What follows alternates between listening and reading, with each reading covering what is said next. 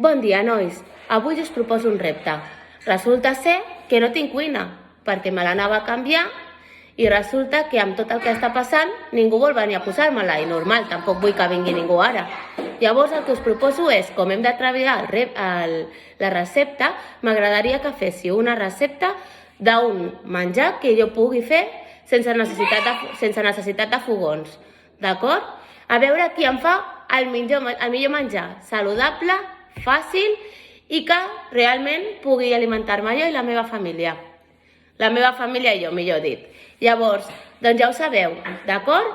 Aquest repte, una recepta que sigui fàcil i que no necessiti fogons, perquè no tinc. Per tant, a veure quines són les receptes que surten.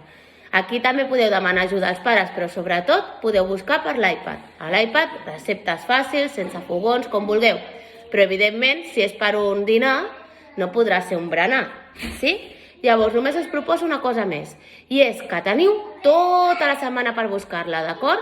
Jo mentre ja m'aniré espavilant, però sí que vull que tinguem en compte l'estructura de recepta, que després us la deixaré penjada al llarg d'aquesta setmana, sí, perquè avui vull que feu també allò de la gravació, d'acord?